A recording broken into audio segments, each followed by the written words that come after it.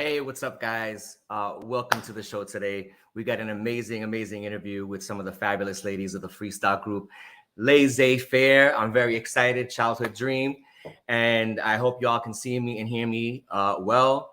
But without further ado, let's welcome the ladies. We got Jennifer and Gina. Hi.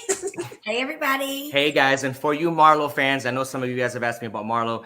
Unfortunately, at the last minute, something came up and she cannot join us today, but she did send everybody and her fans their love. So her love, her love.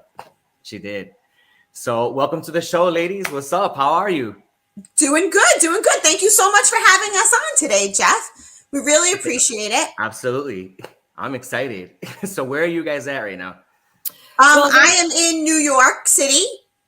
Okay. Jen? Yeah, Gina's representing the lower New York, and I actually am in the opposite. I'm in upstate New York.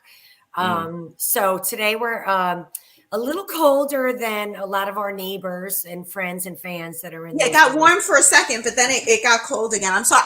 I made myself a drink. I wasn't sure if this was a coffee party or a cocktail party. It's a wine down Wednesday. Yes. But I didn't want to be jealous if I saw everybody else having something. So there's a fire in there. You can't see it, but I made it for you guys. It's in. Thank you. That's awesome. Wait, Jen, where's your drink? Oh, it's right here. You can see the okay. marks. Okay. With no peer pressure. If she wasn't having a drink, there's nothing wrong with that. So I'm very excited to have you guys here, and I'm like, I grew up listening to you guys, like many of those who are watching tonight, and wow, it's really cool how like a lot of things have come full circle. Like you guys have, been out since I think 89-ish, right? Very late 80s, very early 90s. And we came in like the end of the whole freestyle thing, which is, bad for us because, we could have been in the game a little bit longer and we could have possibly had some more hits if we would have started a little sooner. But we were young. We were on the young side of the freestyle movement. Absolutely. And you guys are literally the last of the girl group, main girl groups of freestyle. You guys were the last ones to come out as well, like from the girl groups.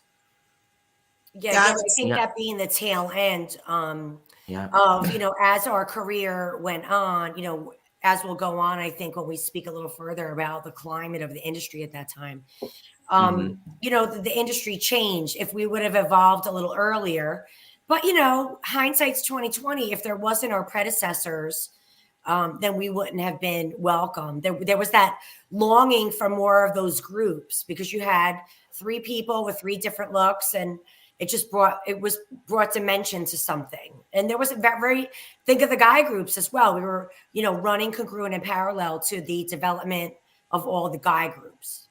Absolutely. And before we get into the history of Laissez Faire, so we're going to do this little thing I used to do on my radio show back in the day, and we'd call it racial profiling. So where we break down people's background and ethnicity, because there's always a lot of confusion. People look like something that they're not. It's happened to me. I've mistaken other people. So when it comes to Laissez Faire, people are like, oh, are they Italian? Are they Puerto Rican? I've heard Greek. I've heard Arab. I've heard all kinds of mixtures of things. So what are your ethnic backgrounds? Did you really hear Greek, or because you found out you were Greek, you see Greek in everyone? Is that what it is? No, right. no. I'm going to have to ask you to guess because I know that you know the Italian part only because I told you I was going to Italy soon. But besides that, tell me my second part. Oh. Well, I mean, if I remember correctly, you're from the Bronx, right? That's right.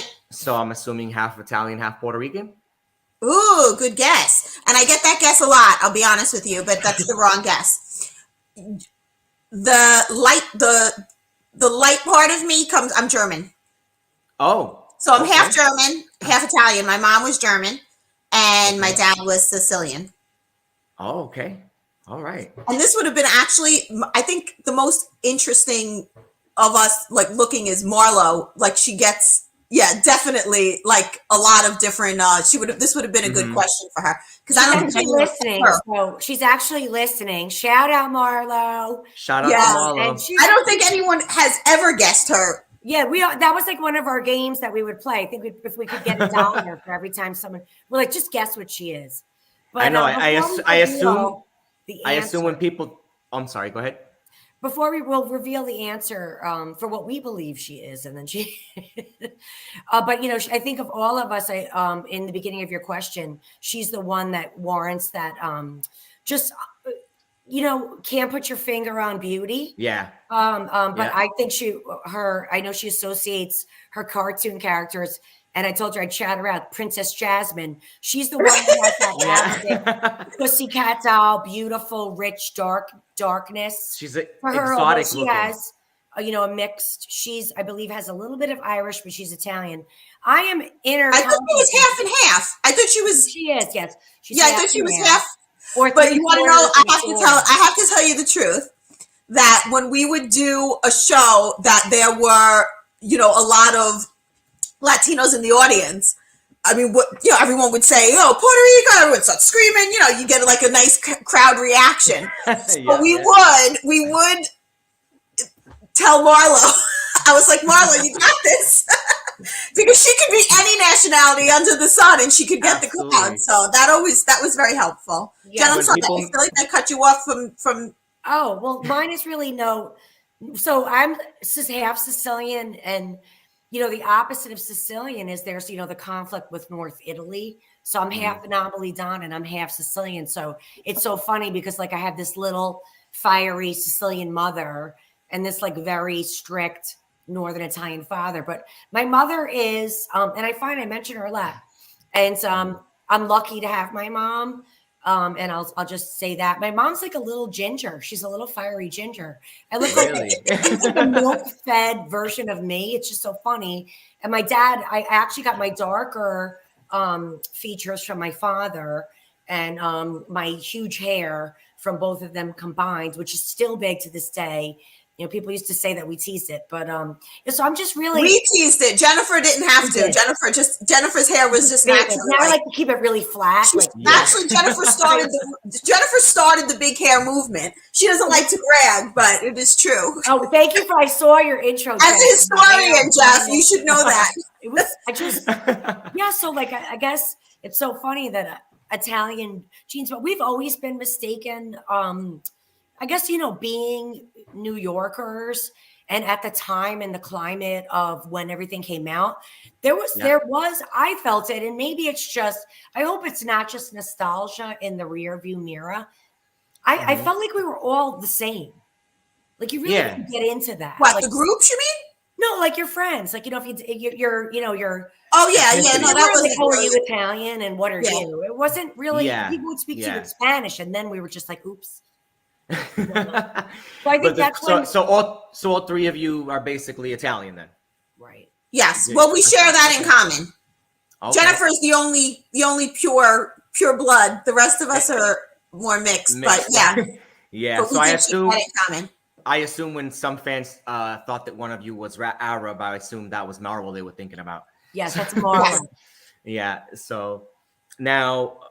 Personalities. Again, you guys are one of the few groups that a lot of us fans don't know too much about. So what's the dynamic with Laissez Faire with you, Jet and Marlo?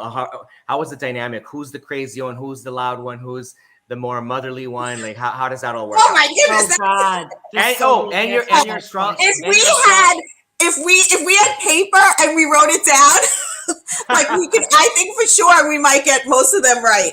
Okay. I think 100%. The motherly one would be Jennifer. 100% hands down. I think Marlo would definitely not argue with me. Marlo? Yes, she would definitely make sure everybody was taken care of and that you had everything that you needed and that everything was organized. And yes, hands down, I would say that. Okay. So you're the loca. Me? Yes. Yeah. I thought that. People would probably say that too. Yes. I kind of thought that because in almost every picture, like hanging out pictures, like not professional pictures, but backstage or with other artists, you're always like Like you look like you're laughing, or you're maybe I was sassy. Okay, yeah. I was like, she looks like you're always having a good time, and you're just like laughing out loud, like in every picture. That's so funny. I was like, she seems like she's like a spunky one, like. But to add to that, I think Gina was the one that would make those pictures happen. I think if she didn't like say, let's all get in a picture, Marlo and I would get home and there'd be no pictures. Well, so I'll tell you what. Kind of like, now, I would add. Like generations. Oh, sorry, Jen. Marlo's a sultry one. Like, she's got more of that like mystique. And on the quieter side, what else can I add? Really mysterious. So, Marlo's not as animated and loud. She's the more reserved one. Accurate, Gina? Yes. Yeah, I would say. She's more reserved. Okay. Yeah, she'd be if there was something like we had to talk on, she would be in the line of the three of us. If it was like flight related, it would be me in the front. If it was Marlo would be in the back. If it was like collect the money, Gina would be in the front. If it was, something like that. If it was being nice to someone, when Gina and I were doing that, like Marlo would, oh, hi, you need an autograph, kissing the picture for them, and hey, we need an autograph. Really just kind of, I guess, filling in the gaps. Yeah, I think that we had a good we had a good dynamic between the three of us, and we got along as well as three girls could ever get along. I mean, you guys are still friends today, 30 years later. In that type of situation. You know what I mean? I mean, like in a constant, every single day type of thing. I think, we got along. We got along good, and we complimented each other's personalities. And astrology wise, what's your signs? A fan wanted me to ask is that. a Pisces, and I would say out of the three of us, she's like the most into being her sign. I am a Leo. And from what I read, like I am definitely a Leo, from all those things. Jen, I don't know that I even know what sign you are. I'm a Scorpio. Scorpio. Are you into that, Jeff? Into like the different things? I'm on the cusp, I think. So I'm in my birthday's Halloween. So that's always like, people are always like, oh. So that says a lot. And a black cat is actually my good luck charm. So in a lot of my big decisions in life, a black cat has crossed my path. And, really? And yes, even so much so, one of my other friends is like, oh, Jennifer, you shouldn't make this decision. The black cat. I was like, opposite. That means it's a good thing. It's a yes for me. So again, that is part of being a Scorpio. I'm into it. I think the Sicilian and the Scorpio are very both the same. They're could be, when you're good, you're really good. When you're bad, you're really bad. And you don't like someone that's it forever, smear the lipstick, we're done kind of thing. Jeff, what sign are you? I'm an Aquarius. Oh, wait, an Aquarius. So that's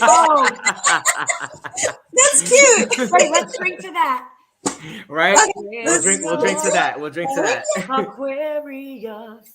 I love it. Absolutely. I would have been a great hippie. I love that whole Aquarius era. Now, before Laissez Faire, before we get into when you guys joined Laissez Faire, what inspired you guys? Who inspired you guys? Who did you guys look up to growing up?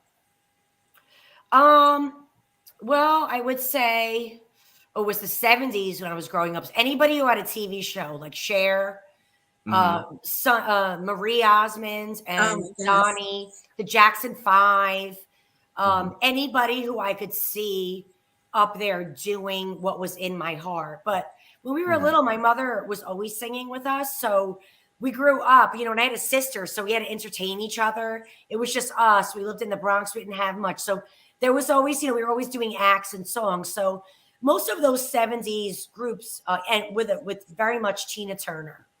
My mother was a huge Tina fan and a huge Rolling Stones fan. So those epic 70s bands were being played in my house. But so I would steal my mother's records and just pick my favorites and, sing along in the car as we had to go to grandma's every weekend, every day in Little Italy, just Ma, put the radio on and, whatever was on. I'm sorry, that's a long answer. No. I would say, well, growing up, if anyone knew me when I was little, I was always singing "The Sun Will Come Out Tomorrow" by Annie. And if any of my relatives are listening, they'll probably saying, "Oh no, please don't make her sing it again." I actually auditioned for Annie on Broadway. Wow, nice. Didn't get the part, but yeah. But I definitely loved show tunes and that type of stuff. I did a lot of theater stuff when I was young. Nice. Then I went to LaGuardia High School, which was a combination of high school performing arts and music and art. Mm-hmm. I went there for high school, and there I studied classical music. Again, mostly show type stuff. Classical wasn't, I mean, I had to learn that, but that wasn't, my love. Got it. Michael Jackson was definitely like, I mean, if I had to bring an album to a desert island, it would be the Off the Wall album, like hands down. Like, that's great album. Actually, I went as my first like after COVID outing. We went to MJ on Broadway, not that long, whatever was that, 2-3 months ago, and it was fantastic. I mean, I probably love every song that Michael Jackson did, and then of course Donna Summer.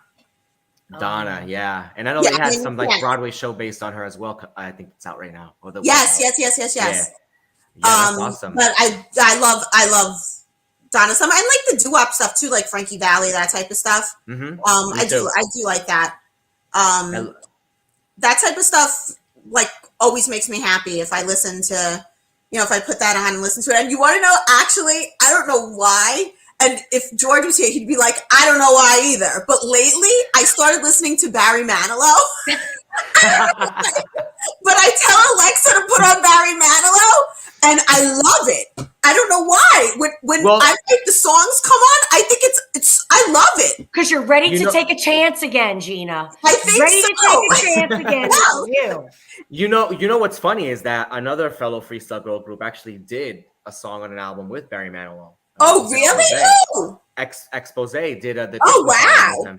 They did Jingle Bells, and he featured them on his special as well too. Oh my goodness! And on the album, so that's crazy. Yeah. Okay, so when I was in college, I worked at I interned at Arista Records, and I was in their promotion department, and I was doing the promo VCR tapes and for Barry Manilow. That's awesome. I did good. That was one of my internships. And then my other internship was I was an intern in Howard Stern. I was Gina the intern.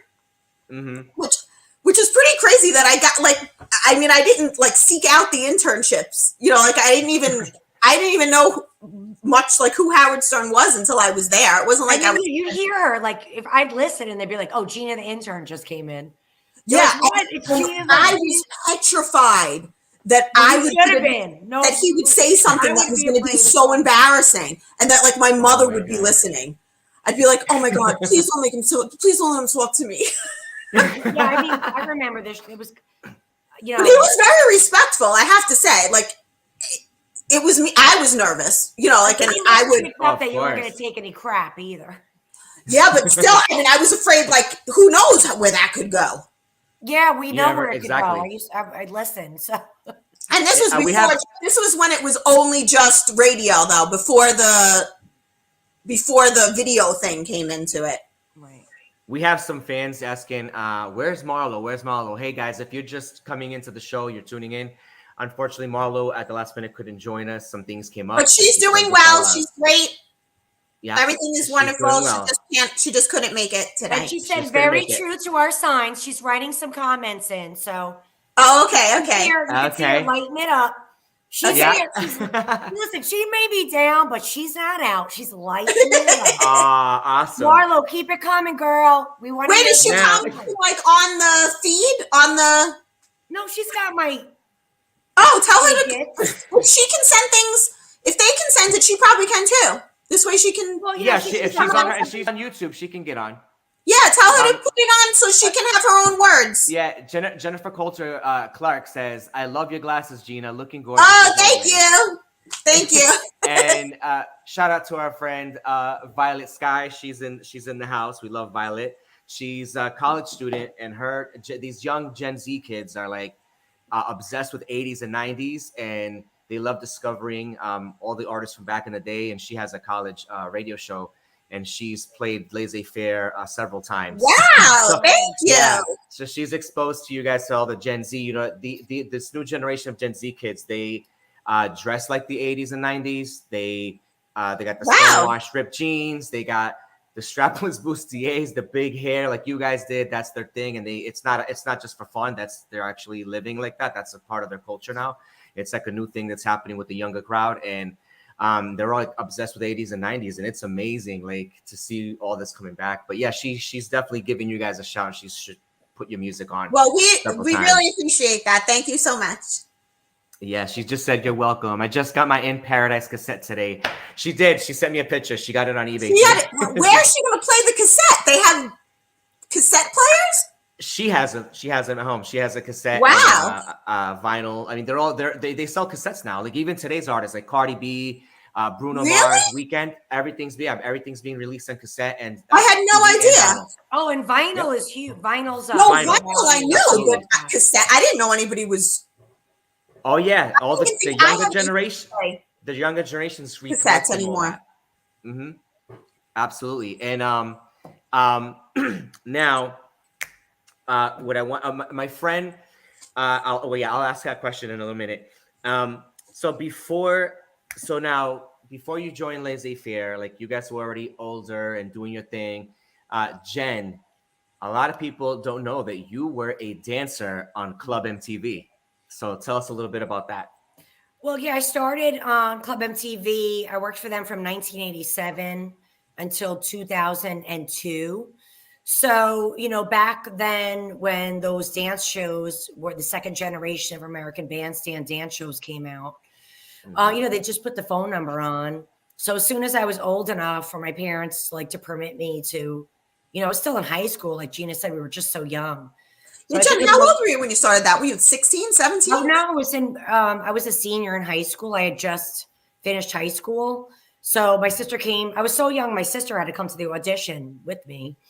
And then it's so funny because, Club MTV is congruent as far as our eras in the same decades. And they were like, all right, can you start Monday? So we would tape every 6 weeks, 15 shows. And a lot of the same artists that later came into my life through Laissez Faire preempted through Club, but it was just it was very different. There was an actual set, there was auditions, you were cut. It's very different from today where it's, more of an internet audition process. It was filmed at a club during the day at 8 o'clock in the morning. The Palladium. Yeah. And it was 8 o'clock in the morning. And they made it look like they made it really bright. So there was about you guys filmed that early? We had to be on call. We had to be on the line to check in at that time. They'd probably get but by the time Julie got on set, Julie, downtown Julie Brown, with full makeup, and it was maybe 11. But by then we had one dressing room, 60 girls, and you all had it was about, being the best dancer, getting the camera shot, having the best outfit, having a good partner. So I was really a self-taught dancer. I'm not a formally trained dancer, never was. So, and then when you got onto Club, you met other singers. So a lot of Michelle Visage came through the Club MTV crew. Pajama Party, I think we had one. Yeah. On the Move, we have Danielle. Forgive me, Danielle. She's way too busy choreographing Saturday Night Live. There was another, 3-girl group. There's 4 Club MTV 3-girl groups that I don't even know if I really discussed with Laissez Faire. There were 4 other girls like myself that were dancers. Similar situation. Yeah. Oh, and wow. they all had limited success. Like myself. So far from the 3 main girl groups, we've had 3 members on Club MTV. So we have Jen from Laissez Faire, Michelle Visage from Seduction, and Maria Lisa from Pajama Party. Yes. So all 3 of you were Club MTV girls. That's crazy. And we weren't I wasn't like Gina and I were sharing tops. Like Michelle and I weren't sharing clothes.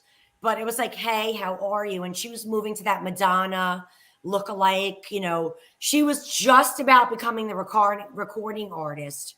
And I was like watching her, like kind of following.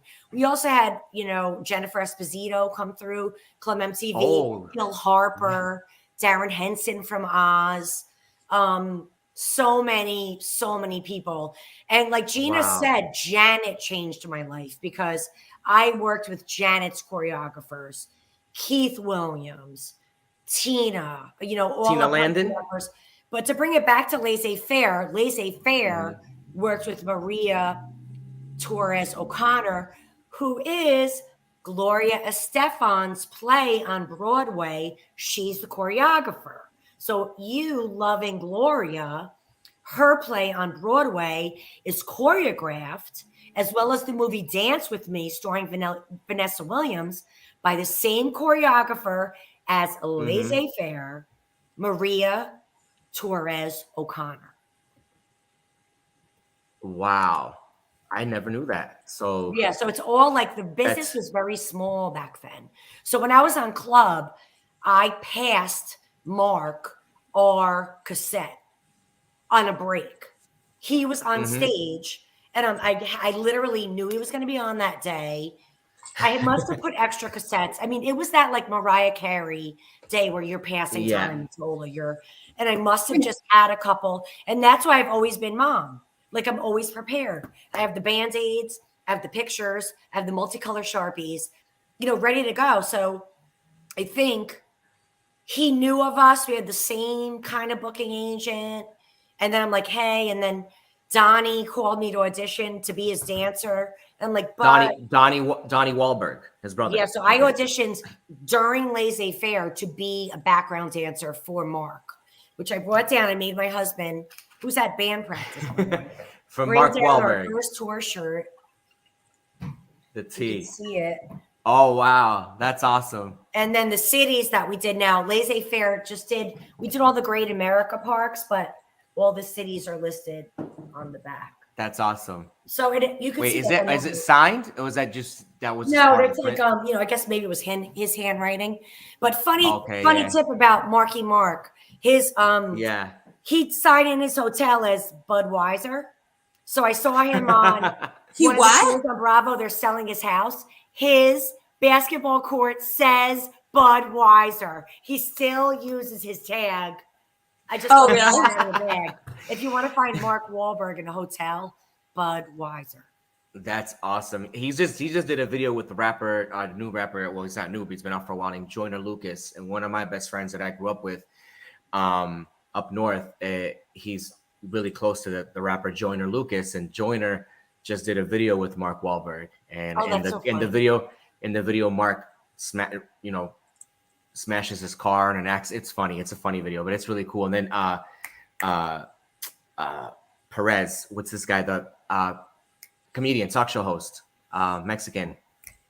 Oh my God, I can't remember. Anyway, well, yeah, he's in the video as well. He's got a couple people in there. I think Jamie Foxx? I forget who else, but the video is pretty dope, and it's awesome that Mark has gone on to do such amazing. Before you go on, I don't want to talk too much about. He was so great to us, but remember, Gina, when we did our video in Orlando, Florida, by the way, for I think it's Got Me Moving, that song, Gina, it escapes me. Round and Round? It's round. Yeah. Thank you. Round and round. Anyway, do you know what he says to us after? He's like, oh, so, you should have called me. I would have come down and been in the video with you guys. Like, he was like that kind of guy where you're like, yeah. Saturday Night Live gets him ready to be like, hey, Jen, say hi, say hi to your dad for me. Like, he was just that, like, they get him right when they make, he's just a very genuine guy. And he was, we were in harm's way a lot, in the business as young girls. And boy, were we lucky. We were just so lucky. Yeah, I do have that. Yeah. That is entirely true. We never ended up in a situation where we were in trouble. Thank God. Now there's some pictures. Can you see this? Yeah. Yeah. So that's you guys. Yeah, I can see it. Yeah, and now there was some rumors, but I don't know. Is it true that Marlo and Mark dated? No. That's just that was just a fun picture. No, that's just her being sultry. That's just her being sultry. But that's awesome. So now, okay. As I had talked to Jen about this. Okay, so a lot of people don't know this. Only hardcore diehard fans know about this. That there was actually, it's like a little mystery thing. There was actually a first lineup before the three of you in Laissez Faire, and I went on eBay almost 20 years ago, 2003. So it was like 19 years ago. And I was on eBay looking up, memorabilia, music artists. I looked up Laissez Faire. When you were like 10? Yeah. I wish. So, right. And I saw this 8x10 of a group that said Laissez Faire. It was 3 girls, big hair. But when I zoomed in on the picture, it didn't look like you guys. And I didn't buy it because I thought, okay, maybe it's another Laissez Faire. Maybe they're a French group because that's a French phrase. And in the UK, there's a male band called Sweet Sensation. So, for the freestyle people out here, we know the American Sweet Sensation. And so I was like, well, maybe it's something like that. I never got the 8x10. I'm kicking myself in the ass for it because I should have gotten it because that's like really, really rare. And then I saw there was a clip of Laissez Faire performing on Dance Party USA. And I talked to Jen about it. And Jen was like, that wasn't us. And I'm like, wait, what? And she was like, that was the other group. And I was like, wait, what? So it's true? Like, so there really is. So they recorded the first After the Lovin', and they separated like on their own. Okay, hold on 1 second. Marlo just said her and Mark Wahlberg were always together. She said he did ask her on a date. LOL. I'm laughing. I think she meant that as a joke. Yeah. So now that's first lineup of Laissez Faire. So what happened there? What's the whole schematics behind that? Well, so the first Laissez Faire they did After 11, and I think they broke up. One of the girls like went into a rock group or something like that, if I remember correctly. We re-recorded the song, and that's the song that's on our album, and that's a song the that 90s. we performed. Yeah, so we redid the song. After the 11, and that was the one that we released and then that we performed as well. Mm-hmm. I don't know that I'm not 100% sure. We could have gotten Jerry Salerno on the interview too. I don't know if they ever had any airplay with the first After 11. I don't want to give the wrong information. I'm not really sure. I think they did. It was just not New York centric. Like, were they? I don't know what they really. It was more like how long they were together, or how long that lasted. I don't think it was. I think it was very short-lived. So you guys never got to meet these girls? No. Okay. And we didn't so much as replace them. Like take the shoes off their feet. They were already. Yeah, they were already more before we stepped in. Yeah. But they asked us, we're the 3-girl group, and we need 3 people to audition for it. Yeah, we tried out brought in to fill. There was this, casting, and we were largely cast on how well we did together visually as a trio, how well our looks coordinated, how well our dance abilities coordinated. So we had to audition, but that kind of lends itself to how Gina and I come to work with a mutual producer who had the opportunity to recast the group. So the label put out a recasting to producers that had a relationship with them. Like, look, we have this record. It might have gotten some play in the South Bay, California, but they were really, the Metropolitan was based on the East Coast. So then Gina, Marlo, and I separately each got kind of this urging, like, hey, there's this opportunity. Who could do what when? And then by the time the 3 of us came together, we all had different stories of how we got, even though Marlo and I have gone to school together. Yeah, Jen and Marlo were cheerleaders together. Yeah, we were cheerleaders together. Okay. Yeah, I met them after the fact. Together. They were, they already knew each other. We already knew each other. That was my next question. I was going to ask if you guys knew each other prior. No, they knew each other. Was the one that we did was, and back in the day, being from 30 minutes south was like being from another country. Mm-hmm. Now it's nothing. But, Marlo and I lived in the same 5 miles. So, okay, who do you know? Who do you know? What can they do? Get together. Let's get together. It was, and then here's Gina. But I think I was told, I actually knew of Gina. I would hear her vocals on my sessions. Like, this is this girl, you're going to be working with her. So I heard her before I saw her. And, that was intimidating too. I don't remember the first meeting. Yeah. So back then, it was like, I think the difference then was, although now with the internet, there's so much competition. Then back in the 80s and 90s, it's like I guess there was a bit of fear factor or intimidation factor that was a little bit of a pressure. Like, hey, if you're not that good, well, then listen to this girl. Or, if you're not that good on MTV. Well, I think it's even worse now. I think it is. It was still there. I think with the internet, it's so easy to find more people if you need them. So that they can I remember feeling that pressure, like, okay, here's her vocals. And I'm like, why are you playing this girl's vocals for me? Like, it was like weird. Mm-hmm. So there was already, I think that was how, as I began, and I'm sure as the girls, they felt internal pressure. The pressure began to be set. I actually had, be this way, don't talk, you'll be replaced. And that was just part of the era, not just group centric. It wasn't just Laissez Faire centric. I have to say that. It was part of the competition of the day. Gotcha. The way I was connected with I knew he was because he gave us the thumbs up. Jerry, I know you're listening. Jerry's here. I know he's like, is he here? Jerry's there? Go, Jerry. He's in the chat. I'm like, if he wants to be on video, we can bring him in if he wants to. Tell him. But if he has, send him. If you guys have his number, you can send him the link. He just said we had auditions at a house at Metropolitan, rented in Clifton, New Jersey, that we also had a pre-production studio in. Gina, Jennifer, and Marlo just clicked. You guys all just clicked. That's I think I have to can I get an exhibit at this point? I have to get the photos. Hang on. Oh, yeah. Go ahead. Asked. Go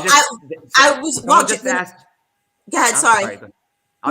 Someone just asked Jerry, can we get a deluxe reissue of the album? I would like to see a deluxe reissue of the album. New album artwork.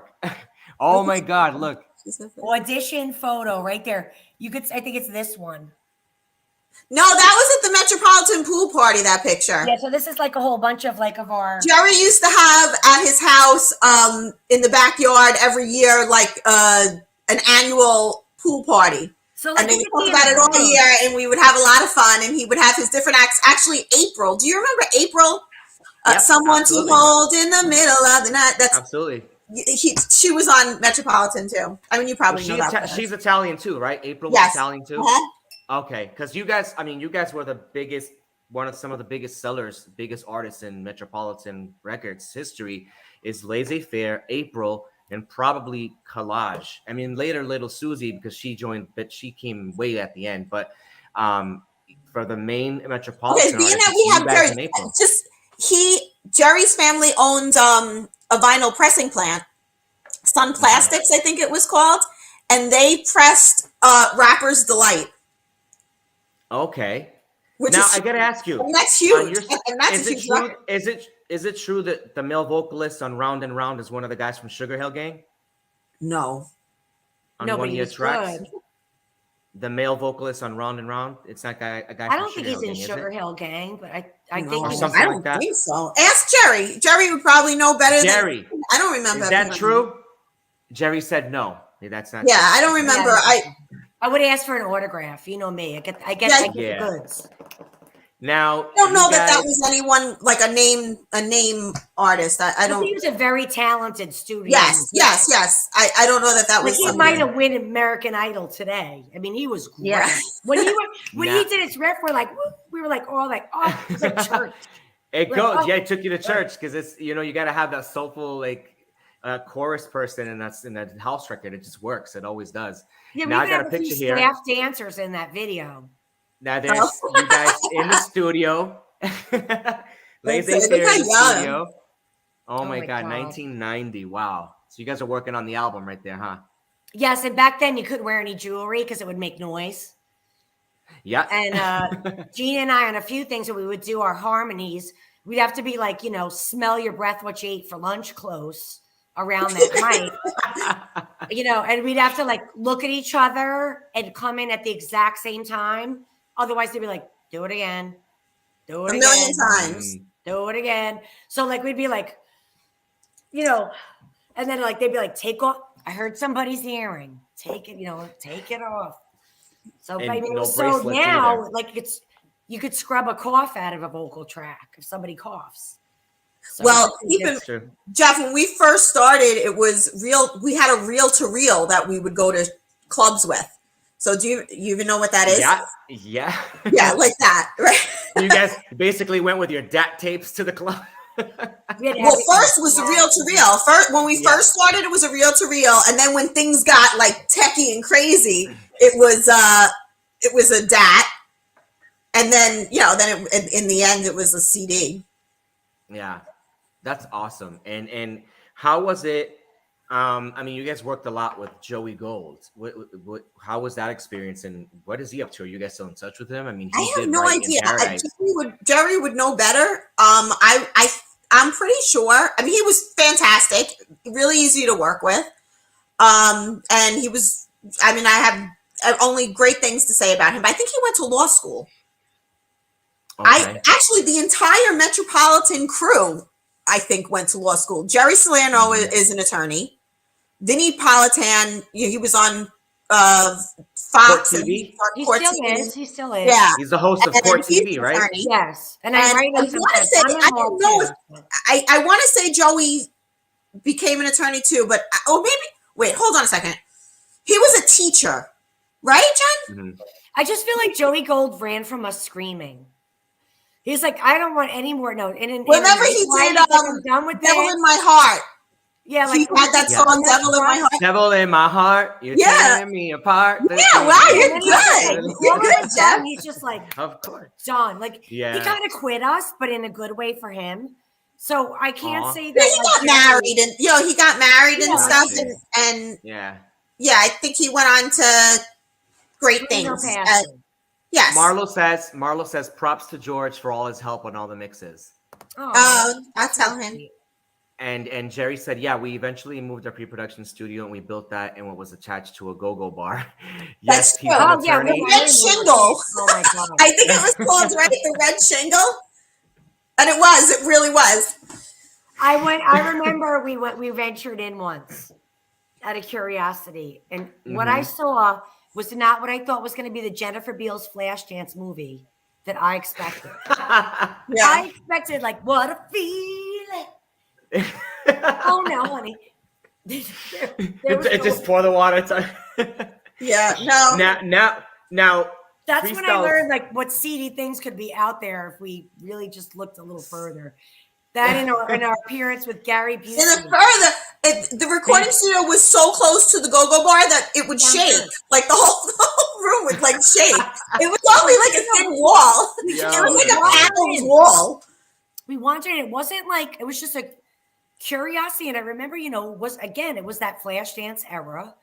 And I thought there was all this production in the whole. The struggle was real. Oh, no. We were like, and we ran out. But we've had some funny incidences. Then Gary Busey, who's I hope never on this feed. Well, please, if you know him, don't tell him. We had Gary Busey, who's famous for a lot of things. Mm-hmm.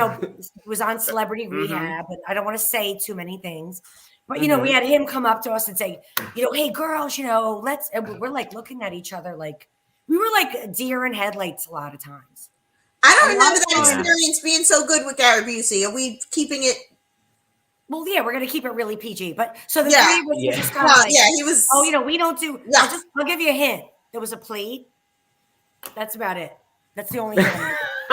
And some people see on it.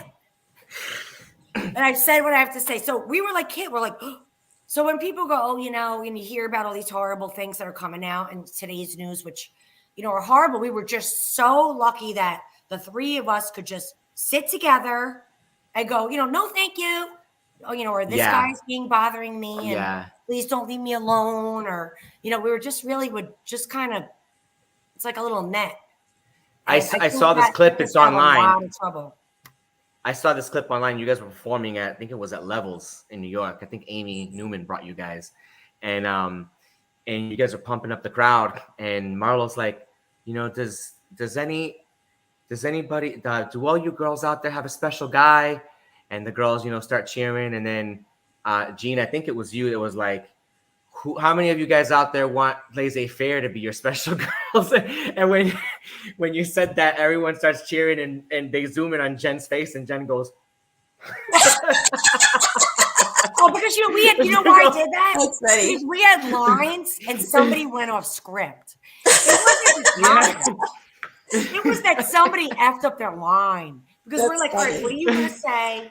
What are you going to say? Someone flipped the script on me. So I apologize. I apologize greatly. Hey, it was 30 years ago. It's fun. It was just funny. But you know what? I'm not going to say anything more because, the more. But it's so funny because, and, same thing. Like, I've done that where I have pictures of Marlo. She's not on now. I have pictures of Marlo giving me like the, where's this coming from? Sometimes you just don't say what. So we would say our prayers right before we went on. And then not to make each other too nervous, right before say, all right, you have 2 lines. You have 2 lines. And when you say this, then I'll come in. The only reason why is so that we wouldn't talk to each other. Otherwise, it would just be a mishmash. So next show, I'm going to be like, who wants me to be their girl? Marlo just said, yes, when we traveled, you guys stayed together in one room. No funny business. So that's no good. Funny business. That's true. And if we did have 3 separate rooms, we always ended up just going back and hanging out together anyway. That's awesome. And at least I've spoken to Lisa, and she said this in interviews as well. She said when they would tour, the Cult Jam guys in full force wouldn't let her out of her hotel room. They're like, no, we're going to go hang out. You stay in the room. Your baby sister. We don't want anything to happen. So they were very overprotective of her, and they wouldn't leave her. She's like, but I want to go have fun. And they were like, no. so that's a little Lisa story. Now, you guys obviously, did you guys get to tour with New Kids on the Block as well? Did you do shows with them or something? We had a show with them. Do you have a picture? I do have a picture. I think I do have. We did a show with them in not a show with them. Yeah, I knew that picture. Look at Jerry Salerno. There's Jerry right there, and Jerry, look at that shirt. This was in a show in Boston, I believe, but Jerry is definitely the person with the dates. Okay, and then that's Jordan Knight. So that's awesome. Very cool. And then, this is another, you guys are with the baseball outfits. That was at Action Park, I believe, that picture. Okay, I was going to say, was this at Jersey Shore? No, it was Action Park. So those are one of our outdoor appropriate family outfits. Family appropriate. Oh, wait, let me take this off. There. Oh my God, you still have it. You know who that was that you just saw? The last picture, Jeff? That was Arlene from Leather and Lace. Yes, that's right. I'm sorry. Wait, where is it? Arlene. There she's Arlene from Leather and Lace. We can work it out, baby. Yeah, and this tender heart. Yeah. Yeah, I used to love that song. They're New York's first girl group.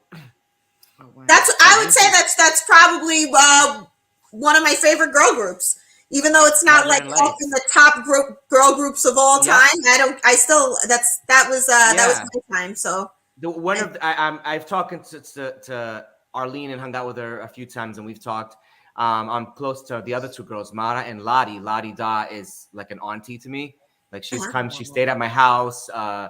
She's hung out with my mom. We go out to dinner when she comes to visit. She always crashes. She bring her dog. So we all hang out, and she's like, is it okay if I bring my dog? I'm like, yeah, I have tile floors, no carpet, bring them. Dog friendly home. But yeah, so I love Leather and Lace. They are, a lot of people don't know, they are New York's first freestyle girl group.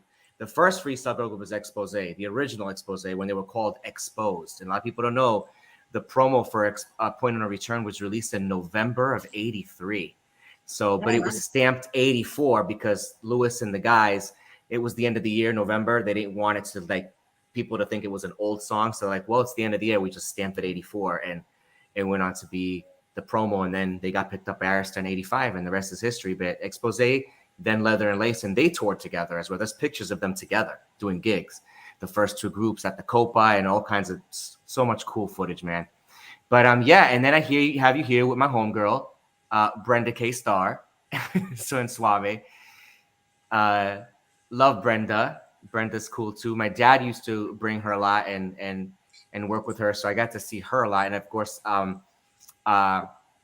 during the time when I was in the hospital, they did a fundraiser. Brenda came and performed with Cynthia and Nyasia and Sequel. You know, a lot of cool art. Those artists came through for me. That was awesome. And but yeah, you guys have an amazing history here. And can't forget this. Record shop signing. Yes, in-house record shop signing. So that's awesome. So how was that? I mean, you don't see that these days anymore. I mean, no, you don't. Bring it back. So when you get to meet the artists inside a record shop, and everybody would line up down the block just to come get your autograph. That was such a cool experience. How was that for you guys? Oh, that was great. Meeting people and really getting to, because at clubs, you know, you say hello, but in that type of a setting, you can really get to talk to people. And I think that we were very approachable and, you know, and down to earth. And, you know, we definitely would, I mean, now you can interact on, you know, on the internet. Then we would actually get a bag of fan mail. Mm-hmm. Like now, I don't think anyone sends anything snail mail. But yeah, we would get, and, you know, and respond to letters and stuff. So no, that was great to be able to interact with the crowd like that. Also, a lot of it was in the boroughs. So, you know, we were in the Bronx or the city or Queens. And what part? So you're from the Bronx, Gina. What part of New York are you from, Jen? I'm from Wakefield. I'm from the Wakefield section of the Bronx. But then in later years, I went to Fordham University because my parents are from that section of the Bronx. So, and then I moved to Westchester. Fancy. Definitely happy. And Marlo? I think, Jen, you moved to Westchester when you were like 7, though, right? I was young. I was little. Just, you know, my dad was working in the Bronx and wanted to, you know, get us a little more north. We were renting a place at the time. So I moved pretty young, but, you know, my dad was always a little annoyed that I chose to go back all the time. But, you know, it was in my culture, it was in my blood, and so he was annoyed that I didn't decide to go to Ithaca or, you know, but it's funny that he's like, of all the schools, why, when I took you out, did you decide to go back there? So it's kind of funny that it brought me, I always had that calling of the, you know, New York Rican culture of sorts with music and my friends at the time and my school friends, and there was a lot going on. I wanted to be close to it. I couldn't imagine being somewhere far away. Just kind of like Gina, being in the heart of LaGuardia. We had to be in it. Now, look at this, okay? This is a great pick. You guys are like the biker chicks from Mars. I love it. Love that picture. That's like super leather, fishnet, big hair, earrings, red lipstick. You guys are killing it. Yeah. So where was this at? Do you remember where that from? Foxes in Jersey City. Wow. Actually, I do have a question. My friend Ronnie has a question, and she had seen your pictures with the big hair. She said, I need to know their hair secrets. Oh, for then there weren't that many things on the market. Then it was all stiff stuff. There was something called stiff stuff, Aquanet, of course. I'm Aquanet, yeah. And it is our problem. We killed the ozone with Aquanet white. Yeah. Extra strength. But it was teasing and hairspray. Oh my goodness, that's crazy. How long did it take to do that? You know, I don't remember it being difficult because I guess that was just it. You know, I mean, and like the bigger, the better. Yeah, mine didn't take anything. Yeah. Like now it takes more time because like I have to undo all that natural stuff. Jen had naturally, like I said, she started the movement with, she had naturally big hair. No, me and Marlo were all like completely teased up, teasing comb and hairspray. Oh my goodness, that's great. And of course I wanted their hair because their hair laid a little more naturally flat than mine. And I was embarrassed, I got made fun of a lot, like Brillo head. And so it's just funny. I'm glad I'm glad I have wonderful hair, and now it's been more my older trademark. So I'm very lucky and blessed, but absolutely. Back then, and today, if your hair isn't exactly as it's supposed to be, we've seen a lot of, struggle with that. So celebrate your hair and don't care. Marlo just said, my dad used to take bets on whose hair would hit the limo roof.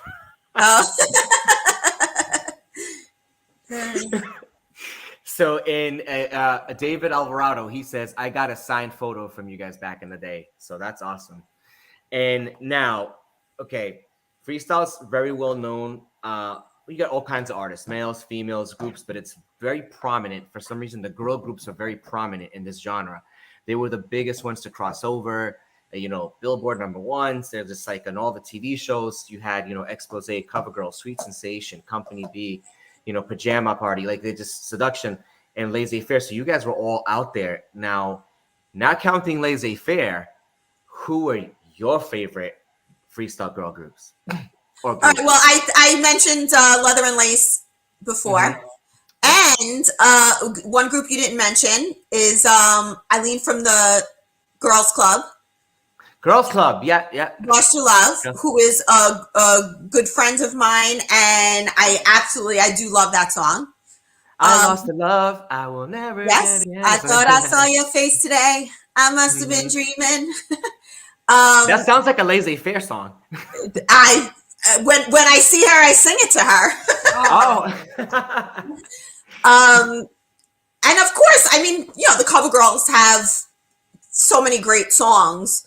I mean, what happened with that is a shame. that the way that they replaced and moved on from that, which really wasn't right. I mean, just to do that, but the songs that they had in the original Girls, that was of course that was the sound of the time. So absolutely. Mine is funny. Mine's a little different.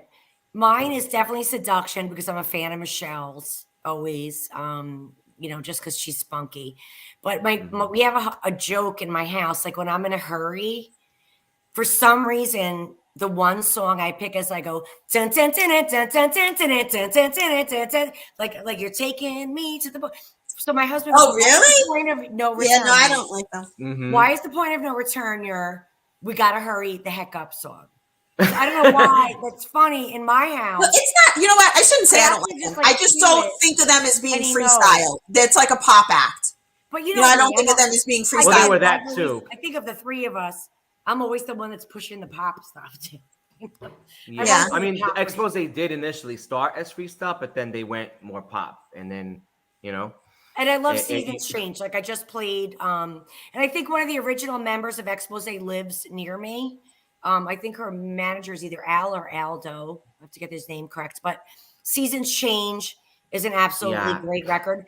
And Gina, weren't we supposed to do a song that we didn't record that the CoverGirls did, and we kind of missed out? No. Wasn't there one? I gotta take a sip that we missed out on? Jerry will know. Cynthia? Because they used my vocals on If I Had the Chance. Oh, If I Had the Chance. You can hear it when that was supposed to be. We originally had done that song, but for some reason Jerry didn't want it, and then but it didn't. Yeah, it wasn't like. We also passed on the CoverGirls song that ended Johnny's show every night. The CoverGirls ballad. Wishing on a Star? No. No, we would never do that. Wait, was it a ballad or was it a fast song? I don't remember that. I don't remember that, or a Christmas song that we passed, or a Christmas song. Oh, Christmas! There was a Christmas thing that at one point. Well, we're talking about the one we didn't get. I know there was like 2 or 3. Wait, so you mean the CoverGirls Christmas song? Well, we were supposed to do one. I don't know about that. Okay, so Jerry, where are you? Jerry said, I don't remember. Well, there was a American Pop and Freestyle album, and we each were going to get assigned a song. I remember they're putting together that. There was a Christmas album at one point, and I remember being away with Marlo in the Poconos and working on that. I vaguely remember that, and then we didn't end up doing that. Which, by the way, where we were in the Poconos was formerly the Playboy mansion or property that is now the A&E special. So if you look again at a lot of that danger factor, when I look and I see a documentary on the Playboy Bunnies and they're like, and this was filmed, and I'm like, oh my God, that's what we did the In Paradise video. We were there. So that thing. That was the Playboy property that became then, but there was a lot of, early 80s. Again, we were just so close to these situations, and I'm just so blessed. And thank you, Jerry, and thank you, Vinny. He said, Jerry said, New York Christmas, MRC 1229. Yeah. So I believe Mariah that was Carey. I think were we supposed to do it? No, we weren't going to do it. Because I know. The Cover Girls did do a song called "New York City Christmas" on a Freestyle Christmas album. I think we were supposed to do Santa. Santa Baby. We were supposed to do Santa Baby, Gina. And I was about to ask it. It wasn't "Don't Stop Now," right? No, we were supposed to do Santa. That's a good song, though. That's a good song. I believe we got assigned Santa Baby, but it didn't help. Now that you got me started. All right, so we're gonna do a Christmas thing. Who sings that? All right, I'm on to Who sings that? The Cover Girls. Oh, okay, yeah, I did know that. And Martika did it as well. Martika, because I think it's a Russian song. It's a Russian pop song, and then they redid it in Freestyle. Yeah, Martika was a big MTV. Fun fact. Fun fact. What? Well, listen, we're getting together for Christmas because I smell a Christmas sing-along. You guys better tune me in through your phone and a video. So now, what have you, as Laissez Faire, did you guys ever face any hardships during the time of your time in the group? Did you guys go through any, craziness? Because a lot of the girl groups went through stuff. Like Cover Girls, Sweet Sensation. No. They had. That's one thing that once you guys came into place and took over, Laissez Faire from the beginning, you guys never switched members. You guys never replaced anybody. You guys never kicked anybody out. None of that. You guys are still Laissez Faire today, 30 years later. There's been no confusion. Yeah. That's like a feat because every girl group, I felt like, and I love them dearly. Many of them are friends of mine. They're probably watching. It felt like for every single off the album, they had a new girl on the cover. So I was like, what's happening? Yeah. No. And who's that way we were lucky. There was no big drama. That's awesome. We stayed together like an Italian marriage. Oh, that is perfect. But it is actually. That's a good. Well, I guess that's a good whether or not we wanted to, we were together, and that was it. There was no changing it. That's very true. I think our trauma was more about like when the music industry changed, and then there was our trauma more was as a group when we were kind of getting squeezed out of the KTU world and the New York industry. And it's like, okay, freestyle is only going to be good if you move to Texas and California. So we had more of a group trauma as the industry changed. Yeah, but that wasn't even that wasn't unique to that our wasn't group. That was more that was an industry. That was our worst experience together because that ended our demise as a relevant group on the charts. It ended it, but it's funny that they say what's that? It's like a meme that says, if you would have known that was going to be your last time out to play. Yes. You know what I'm saying? Like, but you didn't, say, my husband was a DJ on KTU, so I was in even other situations with other artists, not freestyle related, like you did dance. I'm sorry. You did dance and house music under the name Ariel, correct? Yes. With George, and that was after Laissez Faire, and still still now actually, but the moving forward into now I forget what I was talking about, Jeff. You can't do that to me. I'm old. about like the end, going off what Jen was saying, what she was talking about, like the tail end of freestyle. Yeah, I mean, like we wouldn't have known that it was going to end. Like I can't even tell you when our last show was, or when our last radio interview was, or when our last, I don't know, because like if we weren't. Oh, this is what I was going to say. What I was going to say is my kids were like, oh, you didn't take pictures with this one and that one.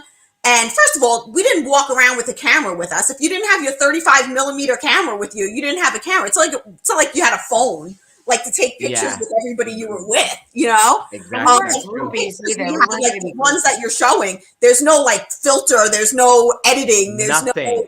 It's what you get. That's it. And you had one shot. You didn't even know if you got the shot till you brought your little roll of camera, your film to the photo board. And like, sometimes you have to wait a week to get it. Sometimes and you'd be like, okay, I have a picture, but one person's eyes are closed.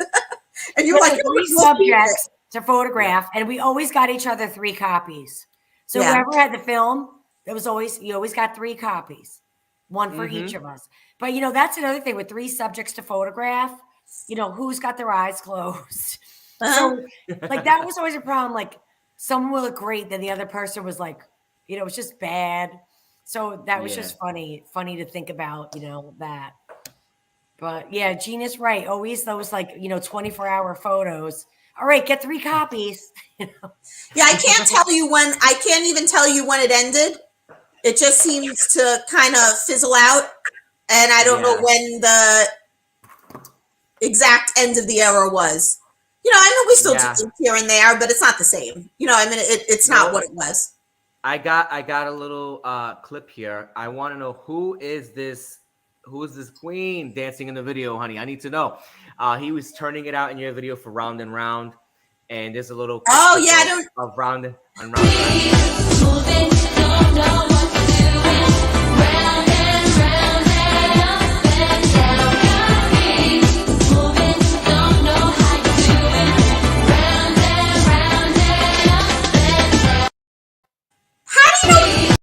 So where was that film? How do you know he was the queen? So, honey, the way he's just moving, I takes one to know one. That's what I'm thinking. So, that was that Orlando video. Yeah, I don't remember his name. He was like a staff dancer. There's also another dancer. You didn't see the other dancer in there, and we're doing there's a step and repeat. But when he was on the floor, and he's just legs are going, arms are flowing. I'm like, girl, come on. Like, I'm like, I know. But so I was gonna say, where I had a feeling it might be somewhere tropical, because then there's some shots that there's palm trees in the back. So no, that was Orlando. Yeah, that was right under some big intersection. You filmed it here in Florida. Okay. Yes, and that's the one where Mark said, "Why didn't you tell me you were filming?" So we were on tour with Mark. Jerry set up the video shoot, hired the background dancers, got the singer, and then we got up, to the show the next day with Mark. He's like, "Why didn't you call me? I would have came now," and popped up in your video. We're like, "Oh man, that's how I was like, that's crazy." Mark Wahlberg would have been in this video. He would have did a cameo for nothing. He's like, "Why didn't you let me know?" So we were just busy. So I think that was all in one trip. We had a lot go. That's how Jerry had to budget everything. You got 3 flights. You got. We were tic-tacs. You could throw us in one room, but we all had hair and makeup that day, and there were 2 background dancers, because I remember one of the scenes. Oh, I thought there was 3. There was 2. I didn't even remember. 2. And then I'm sorry. I was gonna say Marlo says he was a Universal Studios dancer from here at Universal. Yeah. So, okay. Yeah, it was very talented. It was a long day. I remember that being a really long day. Wow, you guys had a lot of shots in that video, like different shots, different outfits, and. One thing that's great is that video is the first time that the market and we moved from video to film. So when people go, "Oh, you were in Laissez Faire," and they bring up In Paradise, there's just this element, because it was filmed on video, that makes it look a little cheesy. And that's always been but when you see Round and Round, we decided to do film. And you could see the quality of the video. And it's it's so different now. Now anyone can film a video. The colors, and I do have the costume from that video as well. Okay. So Marlo says there was 3 dancers. There were, right? I thought there was, but yeah, she says, and Jerry says we used the crew of dancers from Disney Universal. So, okay. I'm glad we got the fact checkers on. Yeah. Yes, I love it. I love it. One of my friends, Ricky, Freestyle Ricky. Shout out to Freestyle Ricky who's watching. Shout out Freestyle Ricky. Hey. Yeah. So and Ricky says that he wanted to ask you guys. You guys disappeared, and then you came back some years ago, and then you disappeared again. Why? What happened? That's our thing. Yeah. Lucas Prada has a joke about us that we're the queens of comebacks, that we're on our like 6th by now. He's like, how many times are you? So like we take 6 years off, then we come back for a year. Then we take 6 years off, then we come back. But you know, we're still in contact, but we are. Yeah, we were still around, but you know, life happens, and there's other things that There's 20 people that comprise this group. There's families. Yeah. There's parents, significant others. So three people to coordinate now in our adult lives is like we roll in like a pack of 18. So it's harder for us, but we've never gone anywhere. We've always stayed in touch, but our performances, I gotta say, if you want to see us, request us. You know who's booking the shows. Ask for Laissez Faire. Say, hey, there's a roster that's out, and I'm not going to speak ill about anybody. But, you know, it's the same. It's like, you know, when I'm having a party, you know, I say, hey, everybody, I'm having a party. You know, it's kind of like that one thing. But if you want something different, then it's up to the fans to ask for it. You know, absolutely. And within what we could do, we'll be out. I have yet to see Laissez Faire live, so we need to make that happen because I want to see Laissez Faire live. So, Jerry said all the camera people in the crew, they were the ones from Disney Universal who did it. It was professionally done. So, and Violet Sky says yes, please play a New York City show. Hands up in the air. So. Yeah. What school does Violet Sky go to? I'm sorry? What school does she go to? Didn't you say she Violet, what school do you go to, Violet? Because she's in New York, too. Yeah. She's in New York. I'm waiting for her answer. But, yeah, because, Onionta? Oneonta, yeah. Stonyonta. AKA shouting out to Stonyonta. Very good. That's where she goes to school, and she broadcasts your music from her radio show every week. Oh, I used to be there all the time visiting. Go Stonyonta. Go Stonyonta. I used to be there. Awesome. I've been there. Yeah, upstate. So now, I wanted to ask you guys, who do you listen to today? Who are you into today? Gina, besides your kids? I'm joking. You mean music-wise? Music-wise, yeah, like Dua Lipa, The Weeknd, or you know. Oh no! I'm still I'm still in time capsule. I'm not. I'm still listening to Michael Jackson. I like Doja Cat. I was listening to Barry Manilow, Jeff. Yeah, I mean, so I have Alexa like on my favorites. Okay, wait. While I was Her name was Lola.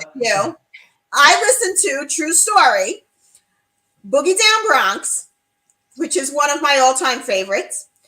But this came on my favorite, so it wasn't like I programmed it or anything. Dirty Cash came on. Also another one of my favorites. You know that. Adventures of Stevie V. That's one of my favorites. Yeah, I love it. I was listening to that yesterday. Really? Twins? Yeah. Okay, so I listened to those 2 songs, and then Barry Manilow came on and Billy Joel. That's it. I'm not all those other things, like not this year, obviously not this year, but I don't know, was it a year or 2 ago? There was a Super Bowl show that came on, and I was like, who the hell are these people? And honestly, it's just me. It's not like, I think The Weeknd was one of them. I never even heard of The Weeknd. My kids knew who everybody was, but I never heard of any of them. This year, of course, this year was nice retro parent friendly show. Yeah. Which we actually did We met Mary J once. She sat behind us. Yeah, at the New York Music Awards. Talked the whole time through everybody's getting their award. She talked the whole time. Yeah. You know me, spelling That's awesome. But I'm different, Jeff. I'm like, let me be your woman. I'm doing my hips in the morning, Doja Cat workout. Yeah. So I'm into everything new. I can't get enough. And I love my Paulie Fever on K104 here in New York. So I just want to hear what they have to say. I love some of the new stuff. I mean, it is hard to digest at times, but Dua Lipa, I had told George, Gina's husband, when Dua Lipa came out, I'm like, you got to watch out. George and I have a joke. If I hear a song and the hair on my arm stands up, which I don't have as much hair on my arm. George is like, Jennifer, what do you think? I'm like, it passes the test. And Lipa, when she came out, I was like, George, I remember texting. We were getting ready to do our shows in New York, maybe 5 years ago. I was like, George, he's like, you're right. So George always gives me. And he remembers everybody's favorite songs. I don't know how he does it, but when a song comes on, you gotta have an ear for skills. He'll say, "Oh, this song, so and so likes this song." I'm like, "How the hell do you know that?" Or I'll say, like, this song's gonna be number I don't even know what song I like, and he knows what song everybody likes. I think it's Jerry says if you're moving to it, like that Doja Cat. Fire. Doja's great. Dua's great. I love Miley's new stuff. Of course, Weeknd, Bruno Mars. Wait, who's saying this? You're saying this or Jerry's saying this? I'm saying this. Oh, okay. I'm saying no. Jerry said that Laissez Faire presented with LL Cool J at the New York Music Awards. That is true. That's awesome. My man, LL.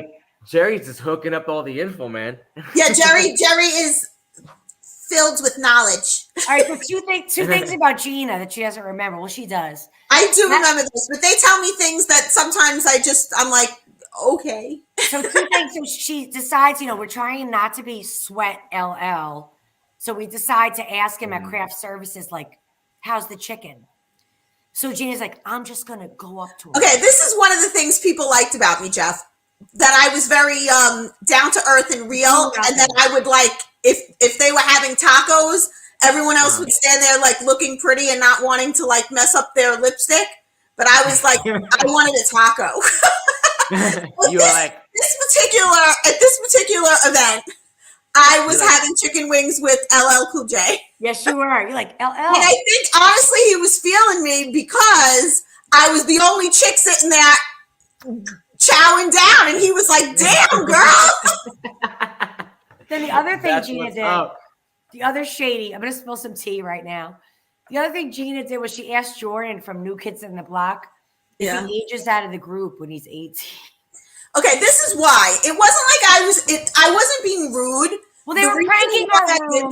They were pranking our room on the phone. She didn't tell you they were calling our room and hanging. It wasn't just they were pranking the room. They were like when we were at the thing. I mean, obviously, New Kids on the Block were way bigger than our one hit group, right? I mean, it wasn't like I wasn't trying to be something that we weren't, but he was very like talking down to us.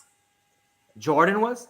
At that picture, the picture that you brought up, Jerry Salerno with his open shirt, he was so Barry Gibb, Jerry Salerno with his Barry Gibb. Yes, because of him talking to us that way. I said to him, "How long do they keep you in the group? Don't you age out and they replace you with somebody else after a while?" Ooh, big and that's girl. that is the time Jennifer is referring to. Yeah, but I do have to add, like, either they were adjoining like a room with us, like it was they were like calling, because a lot of the things is funny. Like when I was a kid, I liked Rick Springfield. As Laissez Faire got bigger and as we got older, we almost like started to like do the same things as so like keep in mind, Jeff, like I was 17. We're coming up, right? So it's oh my god. So I was a young little chicklet. They were acting out a little bit. They were already like done. It was before the rehash of their group. So they had already of course they're but it wasn't that I was being nasty. I was just we were just giving it back. They were calling our rooms, doing like when you were a kid in high school. Like, let's prank their room. Yeah. Wall. So we were just getting back at them. but it was funny. Like that was just like the things, you know, it was just funny. So she menudoed him. Yeah, we were all kids. I'll tell you like this. The first time I met Mark he was throwing Skittles at me at the Westbury Music Fair. And I went over to him and I said, you don't have to throw Skittles at me. If you want to say hi, just say hi. Like in true dingbat form.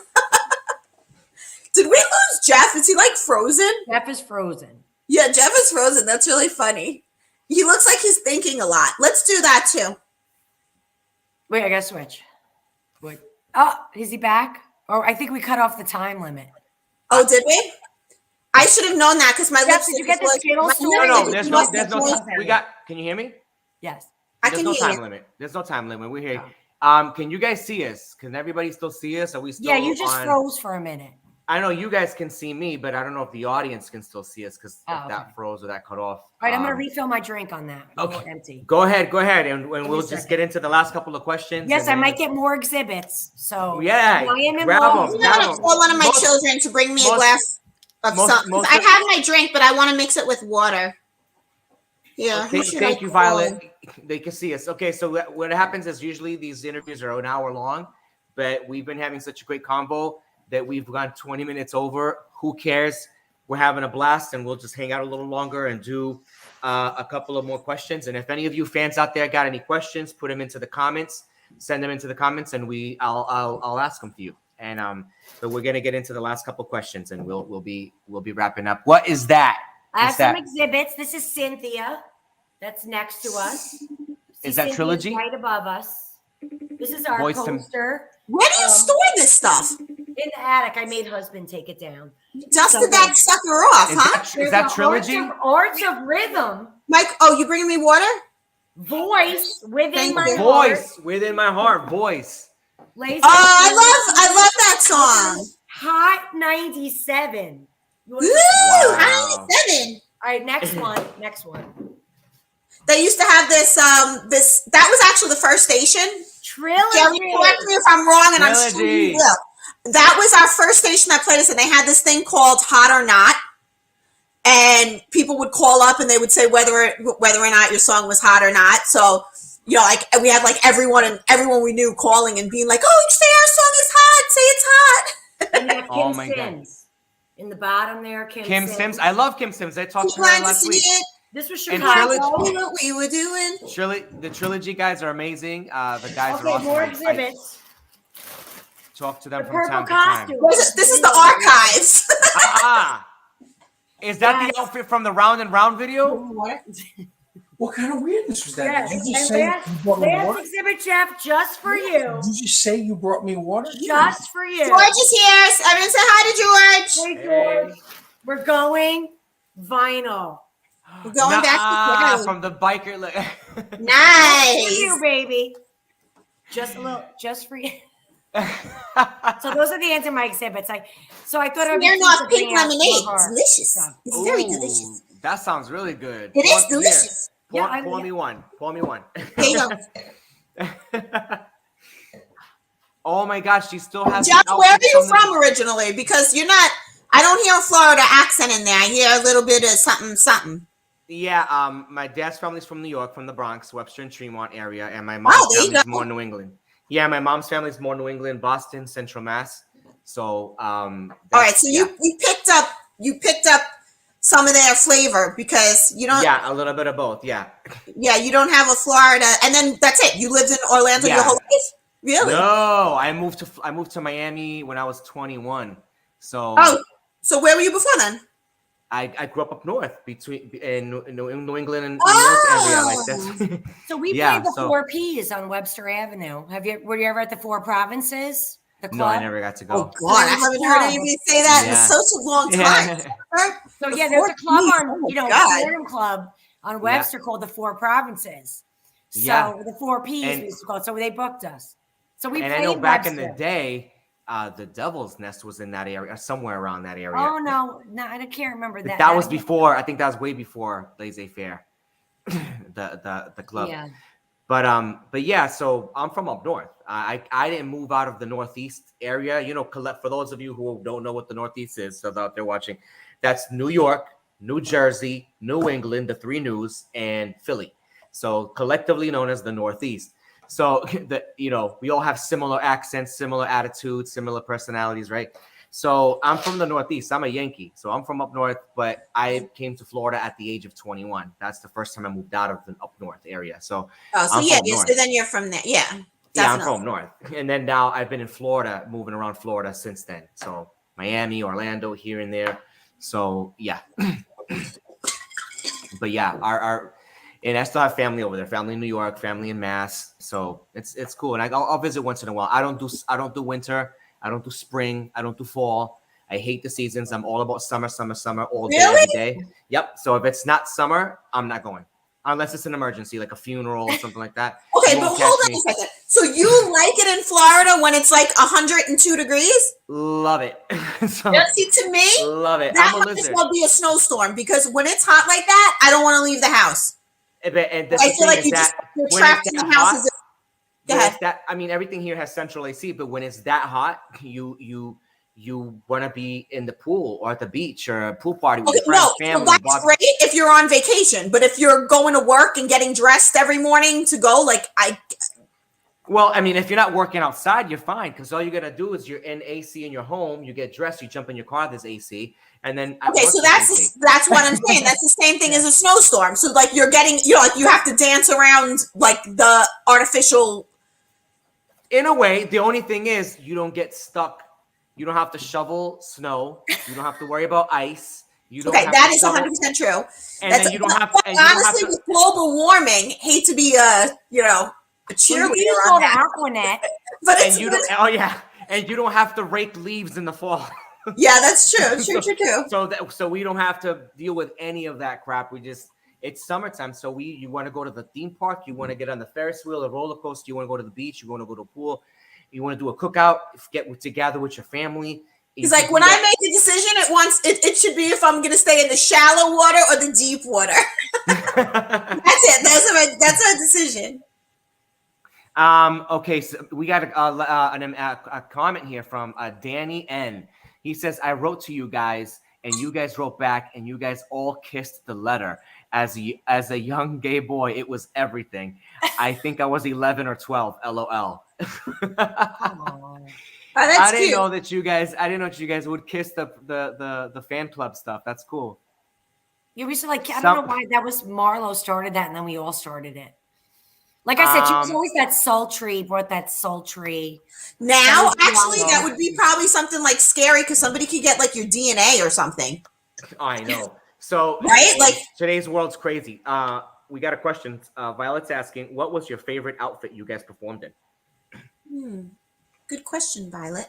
Okay, so we had our first show outfit was a black catsuit, tank top, black catsuit, and we all did our own design of. We always had matching outfits, but something was different about each of it. So either it was exactly the same outfit, but in 3 different colors, or this one was a black catsuit. And I would say that probably that was our favorite, my favorite anyway.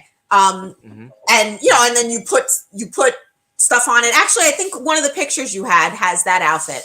Oh, it's a black catsuit with the bedazzle, as a jewel. Yeah, we make our own stuff. And then we changed it up a little bit, because one thing that you could do then that you can't do now is that when you had an outfit, you wore it for a while and you could change your outfits. But now things are on social media. So if you wear an outfit one time, even if somebody wasn't at your show, everybody saw you wear it. So everything goes on once. But then if they didn't come to the show, they didn't see it. And nobody was taking pictures with their phone.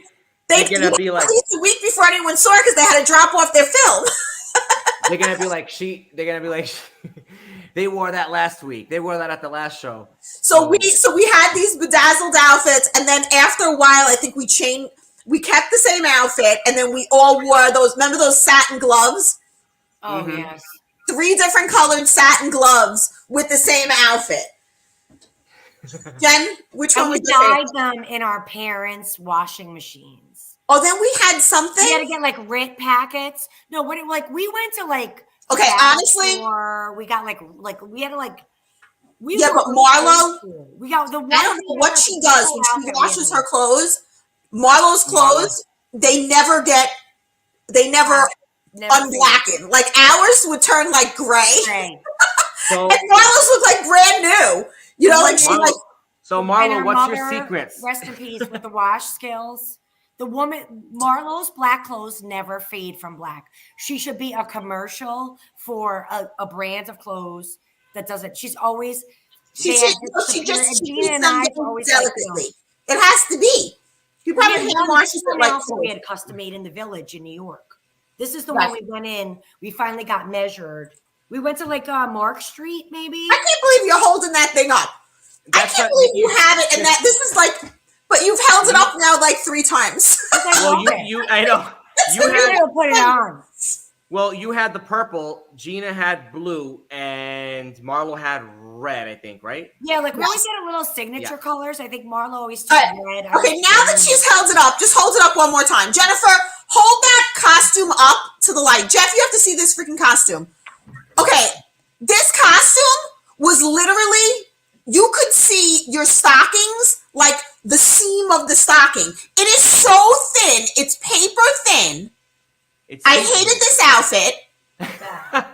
I didn't think they were see-through because they didn't look like that in the video. They're see-through. You can see every little lump. We gave her a bra strap. What is she talking about? We gave her. Look at that. It has that costume had absolutely no room for error. Oh my God. None. No room. I got the bedazzled outfit. Okay, wait a second. So Jeff, just to defend Gina. So Gina was probably the one that made us cut the pants. Yeah. The baseball outfit. Like this had room for error. Like what happens with white shorts in the summer? Girl. Yeah. Well, this went with the shirt. You know, we had the shirt. Yeah. So again, we had a lot of no room for error situations. But honestly, in our our comeback, we probably had as many outfits in our short comeback as we did in all the years that we were. Oh, I agree. Performing. Are you ready? We would have a costume. We kept it forever. I found it. I found it. Wear pants. We need to wear pants. I found it. Jen, you have great legs. I'm like, we need. Oh, we had those. Oh, there it is. There it is. Yeah. Thank you, Jeff. We all made our own. Oh, we had that bell bottom outfit. Remember those black bell bottom pants we used to wear? Yeah. So this is the bedazzled cat suits with the satin gloves. These are the bell bottoms. Yes, those are them. That's right. That's from wow, you got those too. Wow, you got all of them. This means I have no children. The reason why I find this extremely strange that Jennifer's whipping all this stuff out, because Jennifer throws out everything, Jeff. Jeff, if I say to her, wait, hold on a second. This is true. The last show we did, before we left the venue, Jennifer threw the shirt in the garbage. And me and Marla looked at each other like, what the hell are you doing? If she doesn't have the shirt, none of us can wear it, right? Because we all have to be together. I think she did that. The last 2 costumes, you threw out that blue shirt, that blue and white outfit. You threw that out before we left. I think, you know what happens? We got like, do you ever wear crepe in the spring? Like a crepe shirt, and I think I got deodorant on it. Like there's no coming back. Like this vinyl stuff. No coming back. But all these things they're coming back.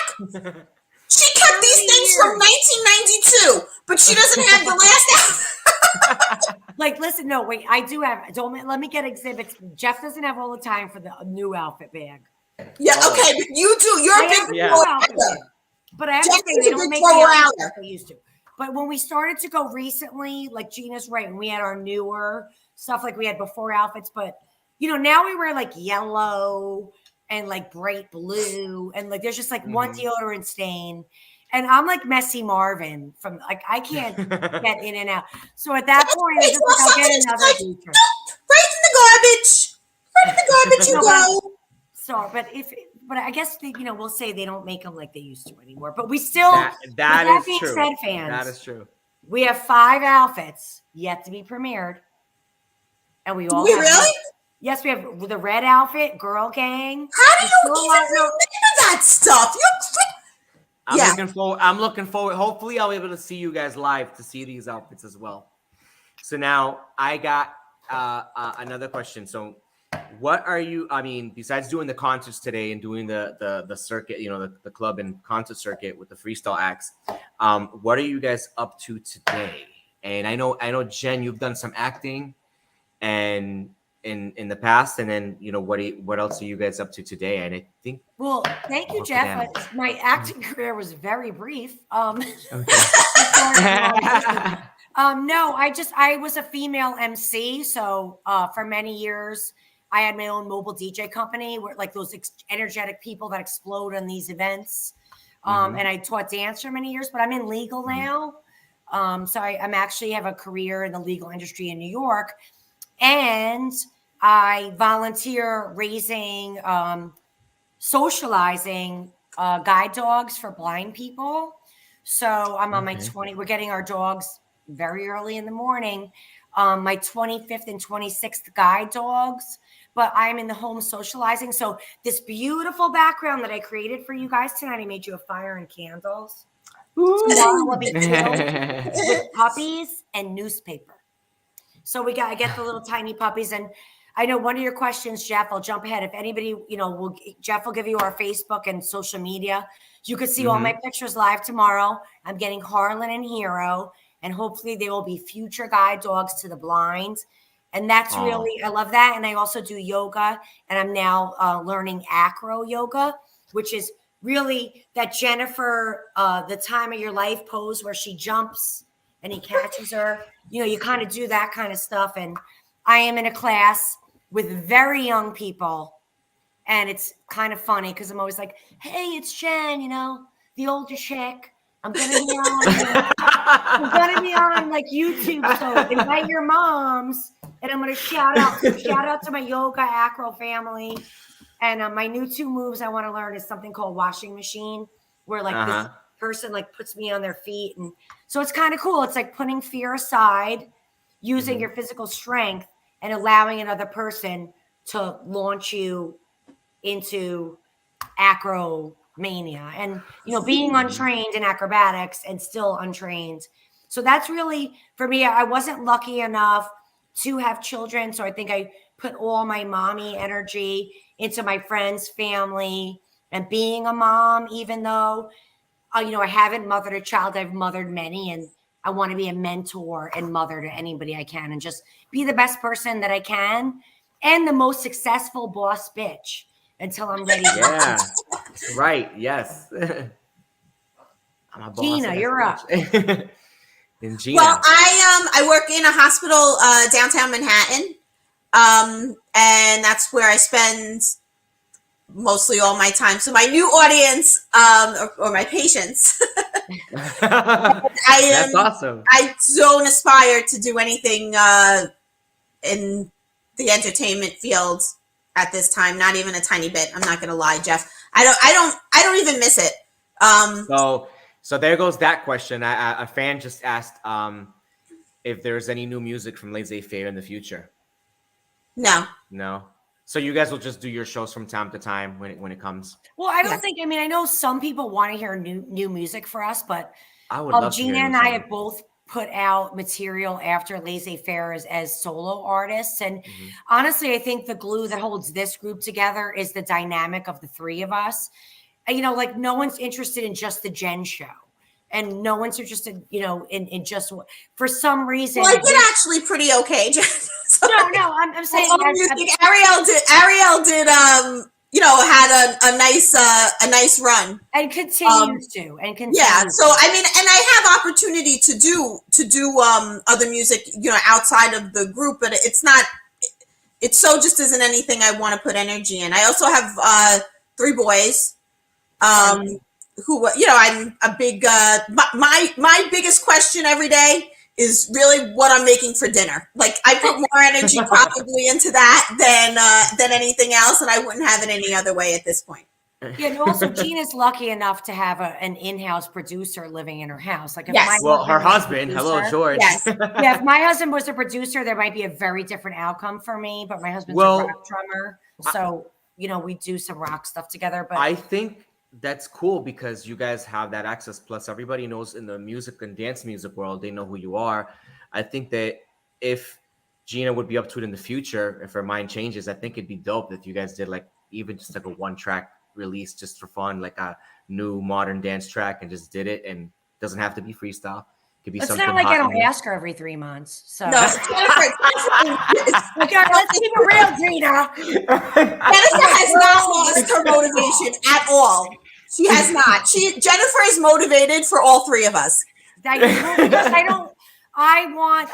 I enjoy that we get asked, and I tell the girls there's going to be a time. Yes.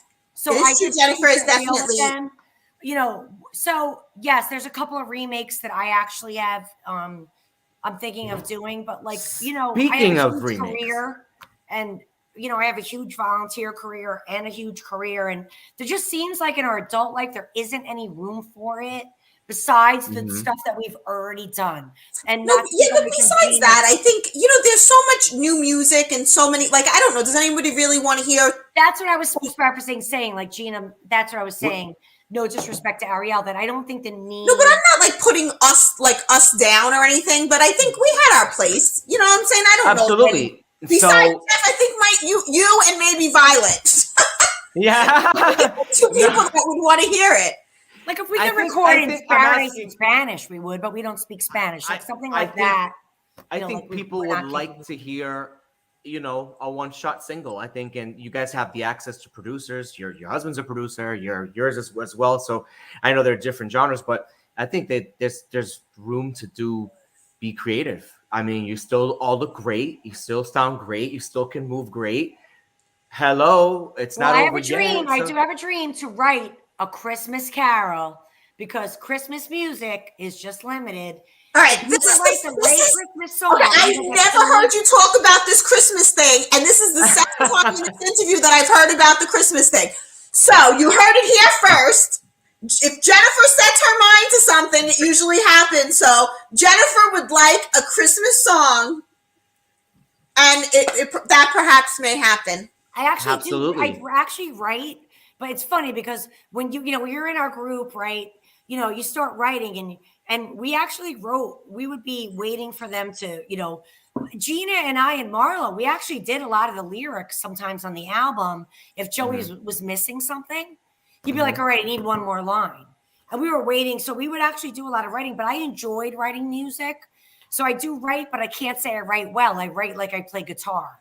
Better in my mind than actually. So I took up guitar recently as well.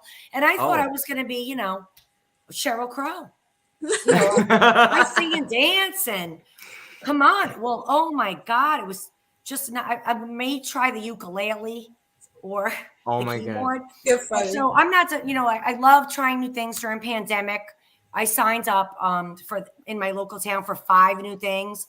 I took Pilates. I took, again, aerial yoga. I took guitar. So I took meditate. I signed up for everything I could sign up for just to reinvent myself and learn some new things. But I find that in our lives, as busy as they are, you really have to allow time for that. And it's important that you do. Like you said, Jeff, you can't give up, because if we did, we wouldn't be together tonight. And, just discussing all this music that the fans are never going to give up. Laissez Faire is bigger than the 3 of us. It's bigger than the individual contributions of Jennifer, Gina, and Marlo. And that's what I've always found. As much as my gumption, if I could have all of the energy to take us all the places in the world, it's not just about me. It's about the 3 of us. And so the music lends itself to the 3 of us being in it. That's why I think we've never replaced a member, and it's never... Because, as you wrote me before, it's a shame Marlo can't make it. Our fans are signing on.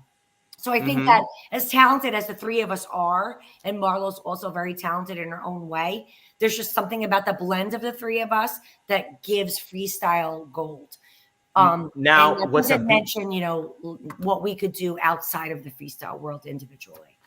And what's great is that you guys are still friends for 30 plus years. So it's that's like a weird beauty. It's like we're almost like relatives. Some groups don't talk to each other anymore, and they're not friends anymore. And we have our moments. We have our moments like sisters and relatives. I mean, of course. And but you guys have remained friends all this time. Some of these other groups have not. So because you know why, Jeff? Because you know why? Because in the importance, when it's the time where it's not the happy applause, and it's the time when you're standing up for a friend at a family unhappy event, and I'm not going to say anymore.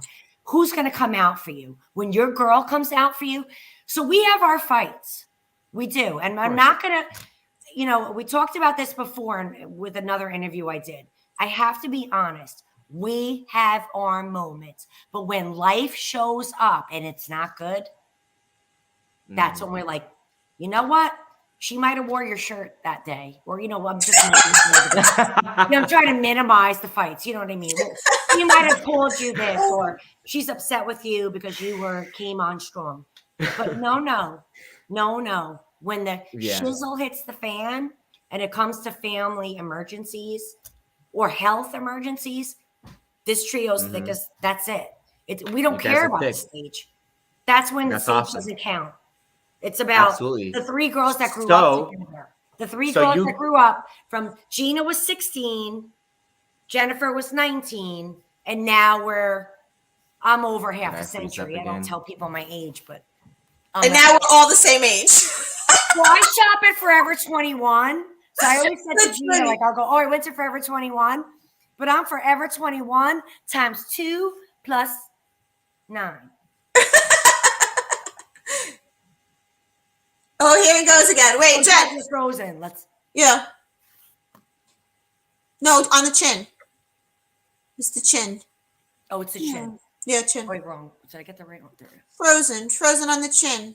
All right, so if you could hear us, he said there was some thunder tonight in Florida. I heard something over here too. Did you hear something? Maybe he just puts that up so he can refill it. It was supposed to rain. I know, my husband's going to walk in from rock practice any minute. So Vincent, my husband, is in his rock band practice. My husband, we're two, like Gina and George, we have 2 gigging families here. I'm back. Are you back? You back? Okay. Close up for a second. So we're going to wrap up in a second. Okay. But I do have a question. Were there ever any other songs that were never released from Laissez Faire, or other songs you were supposed to do that never got done? There were songs that we didn't release. Gina, we have so many demos we never put through in my closet. Jerry, you got to release this now. Put it into the deluxe. Yeah, there were a bunch of songs. I actually, once in a while, I'll hear something and then I'll start singing lyrics, and but now, right off the top of my head right now, I can't think of any. Oh my God! But yeah, so we did have some. And if I had them, they're on 8-track. I have them on cassette. Cassette tape. Sorry. I have them on cassettes, like all of our demos. Gina and I would record with the original producer. So I have some Gina. I have our original masters from Albert, in a little you see. I have the stretch pants, so I have the masters. I know. So and now, I'm shocked, Jennifer. You're seriously. I thought you big cleaner outer. Well, I got it. I'm a little organized. I won't lie. They were shrink wrapped. Yeah, but still, that's really good. I have the jacket that has Oh, I love that jacket. Oh, Jeff, your swept away jacket, Jeff. Yeah, I actually have it. I'm in the attic right now. I have it in one of these boxes over here somewhere. So Jeff, Jeff redid Gina. I have it for you. He said we never had the proper swept away cover, so he did it. But Jeff, in the swept away photo shoot, Gina has on a jacket. Oh, yeah. At the Kensico Dam, that was taken. Yeah, I redid the. I made a cover because there was no actual photo cover for that single, so I was like, I'm gonna make my own, and I did. So, and she loved it, so I thought it was. Wasn't it a cassette single? It's a cassette single, and it is right. The picture that you picked is in that same photo shoot that we did for. Okay, because I know the cassette single for Round and Round and for To Be in Your Arms and In Paradise. I've never seen the cassette single for Swept Away. I've seen the vinyl single. I've seen the vinyl single. So. I think I have it. I took the picture and I just redid it and made it look cool. Now, would Jerry be in charge of that? Like, if you guys were gonna release a deluxe edition, like anniversary edition of the album, with like extra tracks and mixes and all that, would he be in charge of that? Yes, Jerry's the publisher of the product. Okay, so then Jerry's of the old stuff. I don't know if Jerry would want to get involved with that still. I don't think so. Now I have a question. You were talking about remakes earlier. What are your thoughts on Jenny Renee's remake of your song "To Be in Your Arms"? I don't know who I don't know who that is. Oop. I will take it as a compliment. I appreciate that the music. I think that imitation is the best form of compliment that there can be. What I think it's flattering for someone to do very much so. But I don't know who that is. As a woman and a very accomplished professional in the entertainment industry, is it's always nice to just reach out to the artist and say hi and let us, just give us a little chance to congratulate you and endorse you. I think that would have been nice. But again, I'm sure that people don't care. The Turner stuff, Gina did Barbara Streisand stuff. She didn't call Babs and say, Barbara didn't mind. I'm redoing your stuff. So we compliment Jenny. Thank you for keeping freestyle alive. We hope maybe to meet you someday. And, I wish that the song that she chose was a little more popular for us. It wasn't. Okay. Does she have a single out? Yes, she has a single called a known song. To Be in Your Arms. She remade. No. Like what song did she sing? Of yours? No, of her own. Oh, she has a few singles out. Like a few singles. She's a new indie artist. She's been out for a couple of years. Why did she pick freestyle to redo? I guess my curiosity with the new artists that have their foot in freestyle is that if us, the OGs, don't have the, we can't really, I get the new interest in it, but I can't see if I was rear view mirror coming out again, I'd go pop. I don't know that I'd say, I'm going to be the new freestyle artist in the year 2022. Mm-hmm. So I think you're going in an uphill battle in that situation. So all the love and support to the artists that are putting out freestyle music, but it hasn't really been a new vehicle for those of us that are still in it and still performing our material. I mean, I just did a gig on Laissez Faire's behalf, in Westchester representing us, and our music was played. So, we are out doing the material. Our last show was 2018. I don't consider that long ago. It was right before pandemic.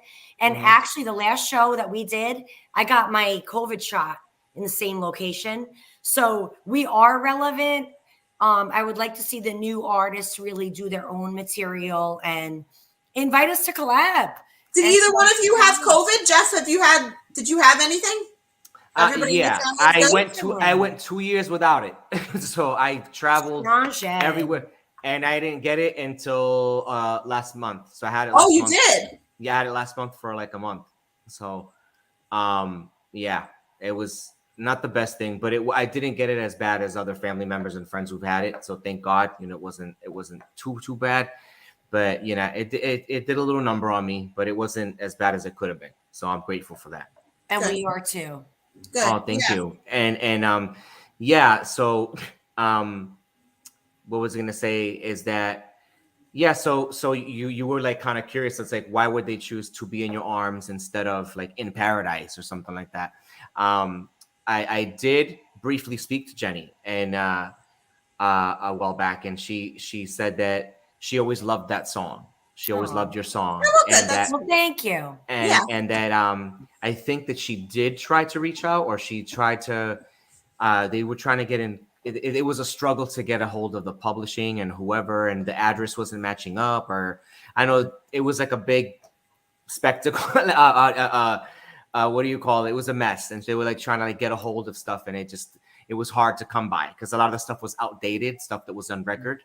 Well, G and I both recorded remakes, me, White Snake, and her, Barbara Streisand, and we both filed for the publishing properly.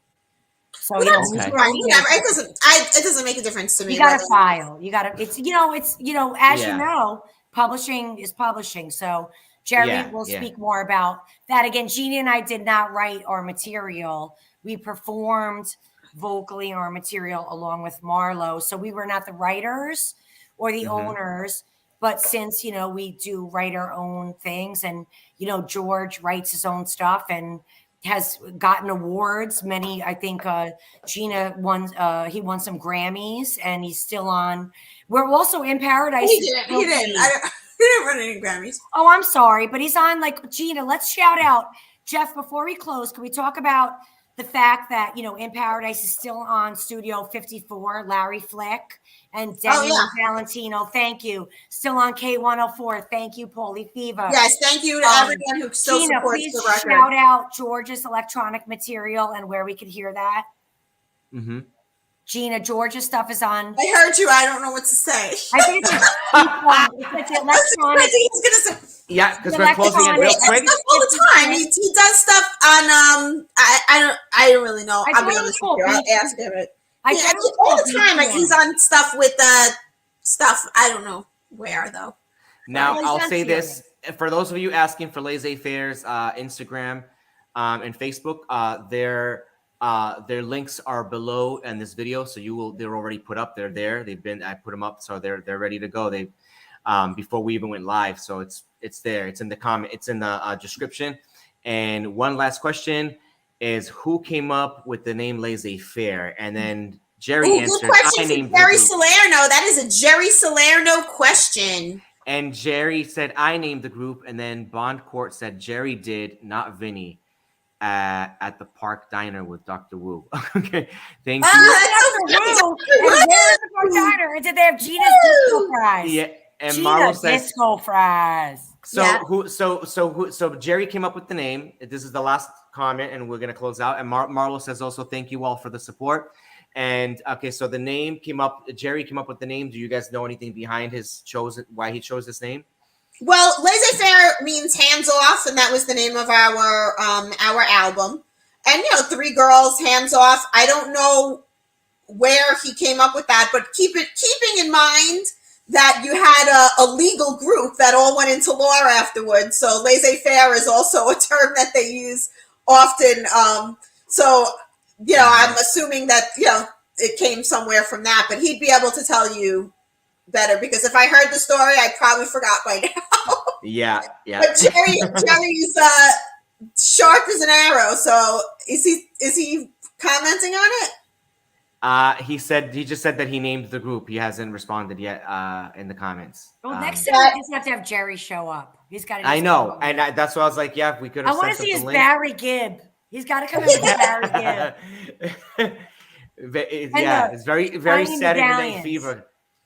But yeah, so thank you for being here tonight, ladies, and it was amazing. I was so excited to have you guys here. If it's up to the 3 of us, we could go on and on talking forever, because I know we're gonna have a blast no matter what we talk about. So it's a dream come true to talk to you guys, and finally we've gotten some answers to questions that myself and other fans have been pondering for years about this group. And I'm just so excited, and I'm glad to see that you guys are all healthy. You're all doing well. And I can't wait to see you guys live. Don't worry, I'll get him out, Jeff. Yes. and hopefully maybe Christmas time we'll do our we'll do in red and white outfits. Oh my God. I got stuff, Jeff. I'll get them out. Don't you worry. So thank you, ladies. And I look forward to seeing you guys live and hanging out, and hopefully some new music. If that ever happens. On. Before we go, my husband's just entering. Hi, hon. All right, yes, there's Zoom for you. Anyway, love you guys. Thank you. Guys. Take care. It was great seeing both of you. Have a great night. Thank you. All right, guys. Bye. That was Laissez Faire, and join us again for the next interview. It'll be a surprise.